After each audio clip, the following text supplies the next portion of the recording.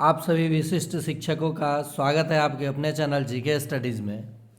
जैसा कि विशिष्ट शिक्षक सक्षमता उत्तीर्ण 1 का जो प्रान नंबर बना, उसके बाद HRMS ऑनबोर्डिंग हुआ या बहुत सारे शिक्षकों का नहीं हुआ, तो उनका 31 मार्च तक ऑनबोर्डिंग और साथ ही साथ वेतन देखने को मिल सकता है। यानी वित्तीय वर्ष खत्म होने वाला है और आप सभी सक्षमता परीक्षा उत्तीर्ण सक्षमता 1 उत्तीर्ण शिक्षकों का वेतन भुगतान 31 तारीख तक देखने को मिल सकता है। इसी बीच शिक्षा विभाग की ओर से एक बहुत बड़ी खबर 25/3/2025 यानी आज एक पत्र जारी हुआ है सक्षमता परीक्षा 2 उत्तीर्ण शिक्षकों के लिए। और क्या कुछ इस पत्र में कहा गया है, प्राण जनरेशन, उसके बाद HRMS, उसके बाद वेतन संरक्षण का लाभ यहाँ इस पे जिक्र किया गया है। यानी बहुत बड़ी खुशखबरी है सक्षमता 1 और सक्षमता 2 पास सभी शिक्षकों के लिए, जिनके मन में ये संशय बना हुआ था कि क्या मुझे विद्यालय अध्यापक वाला ही मूल वेतन मिलेगा, तो आप वो संशय मन से हटा दीजिए। और शिक्षा विभाग से जुड़े किसी भी खबर या अप टू डेट पाने के लिए आप अपने इस चैनल को सब्सक्राइब करें, बेल आइकन दबाएं। मैं सभी चीज़ों, जो भी पत्र जारी होता है, जो भी शिक्षा विभाग का निर्णय होता है, सरल भाषा में आपको समझाने की कोशिश करूंगा। देखिए, यहाँ सेवा में सभी जिला शिक्षा पदाधिकारी बिहार, विषय द्वितीय सक्षमता उत्तीर्ण विशिष्ट शिक्षकों के वेतन भुगतान हेतु अग्रेतर कार्रवाई के संबंध में। यानी नियोजन इकाई से आप विशिष्ट शिक्षक बने हैं तो प्राण जनरेशन होगा, उसके बाद HRMS फॉर्म फिल होगा और तब आप राज्यकर्मी के श्रेणी में आ चुके हैं तो ट्रेजरी से आपका वेतन भुगतान होगा। अब वेतन भुगतान कितना होगा, किस तरह पे स्केल होगा, इसका चर्चा भी इस लेटर में किया गया है। आगे मैं आपको बताता हूँ। धैर्य बनाए रखें, आप सभी को जो लाभ मिलना चाहिए वो मिलेगा भी। किसी का वेतन घटने नहीं जा रहा है, बल्कि आपका वेतन इंक्रीज करेगा यानी बढ़ेगा। बात रहा बिहार विद्यालय विशिष्ट शिक्षक नियमावली 2023 यथा संशोधित एवं अधो हस्ताक्षरी पत्रांक 2036 दिनांक 21/12/2024 महाशय उपयुक्त विषयक अंकित करना है कि प्रासंगिक नियमावली के नियम 3 में यह स्पष्ट किया गया है कि स्थानीय निकाय के अंतर्गत कार्यरत शिक्षक जो इस नियमावली के नियम 4 के तहत सक्षमता में उत्तीर्ण होंगे विशिष्ट शिक्षक कहलाएंगे। तो ये तो आप सभी को पता है। और विशिष्ट शिक्षक को बिहार राज्य विद्यालय अध्यापक नियुक्ति स्थानांतरण अनुशासनिक कार्रवाई एवं सेवा शर्त नियमावली 2023 के अधीन नियुक्त विद्यालय अध्यापकों के वेतन एवं अन्य लाभ पाने के हेतु पात्र होंगे। देखिए, यहाँ बहुत सारे लोग इसी को लेकर के कंफ्यूज हो जा रहे हैं। आपको यहाँ समझने की ज़रूरत है। शिक्षा विभाग ये कह रहा है कि जो भी शिक्षक नियोजन इकाई से विशिष्ट शिक्षक बने हैं वो सभी लोग बिहार राज्य विद्यालय अध्यापक से जो नियुक्ति हुई है, स्थानांतरण होगा, अनुशासनिक कार्रवाई होगी एवं सेवा शर्त होगी। यहाँ पे ये नियुक्ति स्थानांतरण अनुशासनिक कार्रवाई एवं सेवा शर्त नियमावली 2023 के अधीन नियुक्त विद्यालय अध्यापकों के वेतन एवं अन्य लाभ पाने के हेतु पात्र होंगे। ये नहीं कहा गया है कि आपको 25,000 ही वेतनमान दिया जाएगा, माने इनके वेतन एवं अन्य लाभ पाने के आप पात्र होंगे। आगे देखिएगा, आप अवगत हैं कि बिहार राज्य विद्यालय अध्यापक नियुक्ति स्थानांतरण अनुशासनिक कार्रवाई एवं सेवा शर्त नियमावली 2023 यथा संशोधित के प्रावधानों के आलोक में नियुक्त विद्यालय अध्यापक गण को NPS आच्छादित किया गया है। ऐसे में विशिष्ट शिक्षक को भी NPS योजना से आच्छादित किया जाना है। यानी नेशनल पेंशन सिस्टम में आपको जोड़ा जाएगा। यानी आपका 10% और 14% आपके अकाउंट से, आपके सैलरी से 10% अंशदान होता है और गवर्नमेंट की तरफ से 14%। इसके लिए मैं अलग से वीडियो बना दूंगा और बनाया भी हूँ, आप सबको पता भी है। NPS आच्छादित किया जाना है। इस हेतु उनके पास प्रान नंबर होना आवश्यक है, यानी प्रान जनरेशन अब आपको कराना होगा सक्षमता 2 उत्तीर्ण सभी शिक्षक साथियों को। आप इससे भी अवगत हैं कि एनपीएस कर्मियों को ओपीजीएम एनपीएस ये जो लिंक दिया गया है के माध्यम से प्राण आवंटन की सुविधा उपलब्ध है।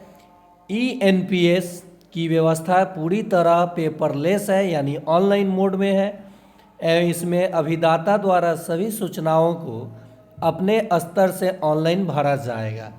यानी आप एनपीएस फॉर्म जब भरेंगे, चाहे या किसी से भरवाएंगे, तो बिल्कुल आप वहां बैठ करके सभी चीज़ों को स्पष्ट देखते हुए बिल्कुल सही सही भरेंगे, नहीं तो आगे चलकर आपको प्रॉब्लम हो जाएगा। तो ये पेपरलेस है और भरा जाएगा, यानी अभ्यर्थी जो भी शिक्षकगण है सूचनाओं के अपने स्तर से यानी प्राण ऑनलाइन भरा जाएगा। नोडल पदाधिकारी के सत्यापन स्वीकृति के पश्चात जैसे स्वीकृति होता है तो प्राण नंबर आवंटित हो जाता है, यानी आपको मैसेज मिल जाता है। सुलभ प्रसंग हेतु विशिष्ट शिक्षकों के लिए प्राण प्राप्त करने हेतु मार्गदर्शिका अनुलग्नक 1 के रूप में संलग्न है। नीचे दिया गया है कि कैसे प्राण नंबर जनरेट करना है। प्राण आवंटित होने, यहाँ देखिए ये 4 नंबर, ध्यान से समझिएगा इसको, क्योंकि यहाँ पे बात कही गई है, ये 5 नंबर में बात कही गई है वेतन को लेकर के। 4 नंबर में कहा गया है प्राण आवंटित होने के उपरांत संबंधित विशिष्ट शिक्षकों का डाटा एचआरएमएस पोर्टल के माध्यम से ऑनबोर्डिंग करने में की कार्रवाई विभाग के स्तर से की जाना है। विभागीय स्तर से यानी एचआरएमएस पोर्टल के माध्यम से ऑनबोर्डिंग होगा, यानी जो 53% ऑफ फीड होगा उसमें, क्योंकि नए वित्तीय वर्ष में आप आ चुके हैं, और जो एचआरए है कितना निर्धारित है, रूरल का अलग है, अर्बन का अलग है, यानी शहरी क्षेत्र का अलग है, ग्रामीण क्षेत्र का अलग है, वो निर्धारित होकर के आपका एचआरएमएस नया वाला फीड होगा। उसके बाद ऑनबोर्डिंग की कार्रवाई की जाएगी और एचआरएमएस पोर्टल ऑनबोर्डिंग के लिए द्वितीय सक्षमता उत्तीर्ण विशिष्ट शिक्षकों का विभागीय काउंसलिंग पोर्टल, ये लिंक दिया गया है आपको, पर टेक्निकल ज्वाइनिंग अनिवार्य है, जिसमें योगदान की तिथि और समय स्पष्ट अंकित हो। माने आपको उसमें आपकी योगदान की तिथि, देखिए योगदान की तिथि स्पष्ट अंकित होना चाहिए, और टेक्निकल ज्वाइनिंग जो आप ज्वाइनिंग किए हैं। नेक्स्ट है 5 नंबर में एक बात कही गई है, बिहार विद्यालय विशिष्ट शिक्षक नियमावली 2023 यथा संशोधित की नियम 8(1) के अंतर्गत प्रावधानित है कि विशिष्ट शिक्षकों को स्थानीय निकाय नियमावली 2020 के तहत उन्हें प्रदान किए गए पूर्ण वेतन संरक्षण, ये बहुत बड़ी बात है विशिष्ट शिक्षकों के लिए कि पूर्ण वेतन संरक्षण पे प्रोटेक्शन प्राप्त करेंगे एवं नियम 8(2) में प्रावधान है कि इसके अलावा एक तो आपको जो मिल रहा है वेतन स्थानीय निकाय नियमावली 2020 के तहत, वो तो आपका लागू होगा ही होगा, और उसी पे मान लीजिए जैसे आपका 31,720 है, 670 है 31,000, तो इस पे अब आपको ये कहा गया है, यही बात यहाँ क्लियर किया गया है कि पूर्ण वेतन संरक्षण प्राप्त करेंगे एवं नियम 8(2) में प्रावधान है कि इसके अलावा, यानी इसके अलावा, ना कि 25,000 के अलावा, ये कन्फ्यूज़न मन में नहीं रखिएगा।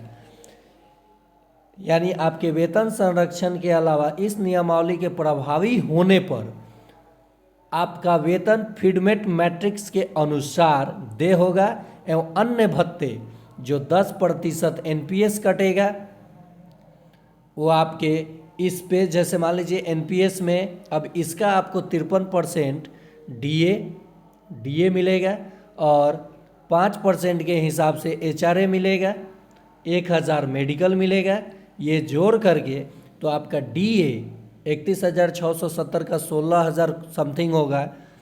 तो देखिए डीए और मूल वेतन को जोड़ करके तब आपका 10% एनपीएस में जाएगा, लगभग 4,000 से ऊपर। इसके लिए मैं वीडियो अलग से बना दूंगा और बनाया भी हूँ।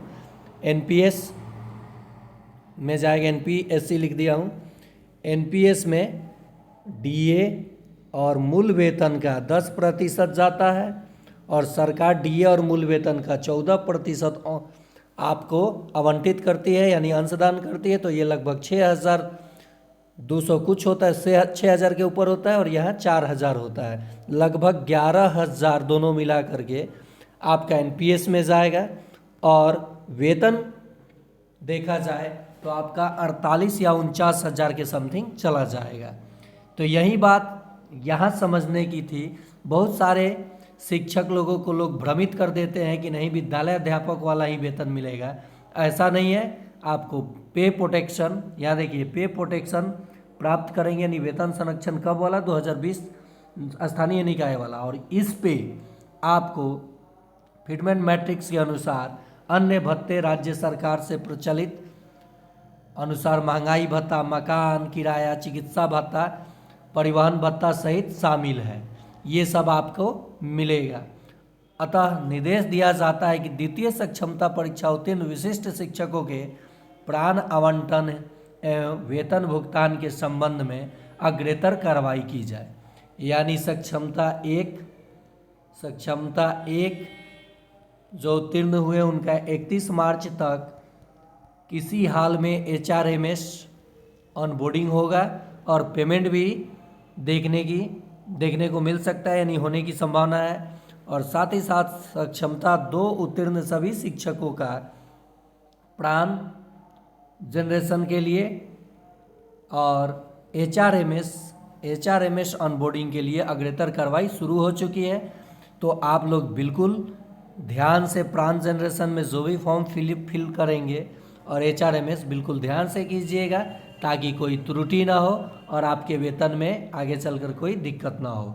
साथ ही साथ यहाँ देख लीजिए, अनुलग्न का यहाँ पे गाइडलाइन फॉर प्राण जनरेशन ऑफ एक्सक्लूसिव टीचर, प्राण प्राप्त करने हेतु विशिष्ट शिक्षकों के लिए मार्गदर्शिका दिया गया है। यानी आप यहाँ से इस लिंक के माध्यम से का चयन करके प्राण जनरेशन करेंगे। 2 में क्या किया गया है, ईएनपीएस अनुरोध शुरू करने के लिए सही डीडीओ तथा डीईओ डीपीओ का चयन करना आवश्यक है। डीडीओ की संलग्न सूची का प्रयोग करें। नेक्स्ट है 3 नंबर में, कृपया जन्म तिथि, नियुक्ति तिथि एवं सेवा निवृत्ति की तिथि सही भरें ताकि अनुरोध को रद्द करना न पड़े। बहुत सारे शिक्षक जब मिस्टेक करते हैं तो प्राण उनका रद्द कर दिया जाता है और उनका समय लग जाता है। तो जब समय लगेगा, रद्द होगा, तो वेतन भुगतान में भी तो समय लग जाएगा।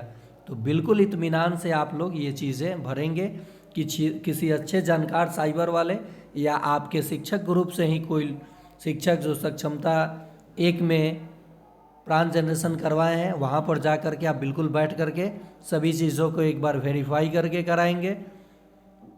अगर आपने पहले से प्राण ले रखा है, यानी पहले से अगर आपका प्राण जनरेशन है परंतु पुनः नए प्राण के लिए अनुरोध करेंगे, तो आपको आपका पैन मोबाइल बैंक पूर्व से उपलब्ध रहने संबंधी मैसेज आएगा। यानी पहले से अगर आपका प्राण नंबर है तो आपका नया प्राण नहीं बन सकता है, वही प्राण आपका मान्य होगा। और साथ ही साथ अगर एक अनुरोध किया गया हो और पूर्ण नहीं हुआ हो तो दोबारा नया अनुरोध तब तक नहीं कर सकते जब तक पहला अनुरोध निष्क्रिय या पूर्ण न हो जाए। कहने का मतलब है कि आप एनपीएस के लिए प्राण के लिए आपने आवेदन किया और प्राण की सारी प्रक्रिया पूरी नहीं हुई, कैंसिल भी नहीं हुई और समय लग रहा है, तो आप हड़बड़ा करके बिल्कुल दोबारा अप्लाई नहीं कीजिएगा। अगर वो निष्क्रिय यानी आपको मैसेज मिलता है कि आपका प्राण जनरेशन नहीं हुआ है, तब आप दोबारा बढ़िएगा, यानी प्राण जनरेशन के लिए आप आवेदन कीजिएगा। कृपया प्राण हेतु आवेदन करते समय आवेदक संख्या को मेंबरशिप नंबर के लिए निर्धारित स्थान पर प्रविष्ट करें। और 7वें में क्या कहा गया है देख लें, अटल पेंशन योजना, प्राण अप्लाई और एनपीएस अलग अलग है। एनपीएस के लिए नया प्राण लेना है। एपी प्राण का स्थानांतरण यहाँ नहीं होगा। कृपया ध्यान रखें, एपीवाई प्राण की शुरुआत हमेशा संख्या 5 से होती है, तो ये एपीआई प्राण यहाँ पर मान्य नहीं होगा, ये बात कहा गया है। यानी आपको नया प्राण बनवाना है। यदि अभिदाता के पास पूर्व से प्राण किसी भी संस्था में हो तो उसका स्थानांतरण होगा। यदि अस्थायी रूप से प्राण सक्रिय नहीं है तो उसे पहले सक्रिय करते हुए स्थानांतरण करना होगा, जिसका प्रमुख कारण वार्षिक न्यूनतम राशि नहीं जमा करना अथवा आवश्यक अभिलेख प्रस्तुत नहीं करना है। आगे देखिए 9 नंबर में क्या कहा गया है। यदि प्राण व्यक्तिगत हो अथवा किसी बैंक से लिया गया हो तो उसका स्थानांतरण अनुरोध आपको अपने ज़िला के डीईओ या डीपीओ को करना होगा। ये था निर्देश और मुख्य निर्देश। इम्पोर्टेंट नोट्स यहाँ दिया गया है कुछ। संख्या 1 से शुरू होने वाले प्राण का स्थानांतरण अन्य संस्थाओं से शिक्षा विभाग बिहार सरकार में किया जा सकता है। यानी आप किसी और जॉब प्रोफाइल में हैं और आपका प्राण अगर संख्या 1 से शुरू होता है तो प्राण स्थानांतरण अन्य संस्थाओं से शिक्षा विभाग बिहार सरकार में किया जा सकता है। संख्या 4 एवं 9 से शुरू होने वाले प्राण का स्थानांतरण करने के लिए आईसीएसएस फॉर्म भरकर डीओ या डीपीओ के माध्यम से ट्रेजरी को प्रेषित करें। इसमें देखिए संख्या 5 से शुरू होने वाले प्राण का स्थानांतरण नहीं हो सकता है। इसकी स्वीकृति जानकारी बिंदु संख्या 7 में उल्लेखित है। प्राण हेतु प्रोसेस करने के लिए नीचे दिए गए क्यूआर कोड को स्कैन करके आप प्राण यहाँ से जनरेट करने की प्रक्रिया को शुरू कर सकते हैं। और ये साथ में देखिए क्या कहा गया है, अटल पेंशन योजना यानी प्राण एपीवाई और एनपीएस अलग अलग है। ये अटल पेंशन योजना और एनपीएस अलग अलग है। एनपीएस के लिए नया प्राण लेना है। एपीवाई प्राण का स्थानांतरण यहाँ नहीं होगा। जो संख्या 5 से शुरू होता है उस समझिए एपीवाई प्राण है, उसका स्थानांतरण नहीं होगा। तो ये था सक्षमता उत्तीर्ण सभी शिक्षकों का प्राण जनरेशन और एचआरएमएस फॉर्म फिल कैसे वो करेंगे। सक्षमता 1 वाले शिक्षकों से वो हेल्प ले सकते हैं, या फिर मैं वीडियो बनाऊंगा कि कैसे आप ये प्राण जनरेशन के लिए अप्लाई करेंगे, या एचआरएमएस प्राण जनरेशन के बाद एचआरएमएस फॉर्म आपका ऑनबोर्डिंग होगा। तो पहले तो प्राण ज़रूरी है, प्राण आएगा तब न जान आएगा, वेतन आएगा। और सक्षमता 1 उत्तीर्ण सभी शिक्षक जिनकी होली फीकी रही और ईद के इंतज़ार में है, तो उम्मीद किया जा सकता है कि 31 मार्च तक आपको वेतन आपके अकाउंट में क्रेडिट कर दिया जाएगा। देखा जाए कि ये हो पाता है या नहीं।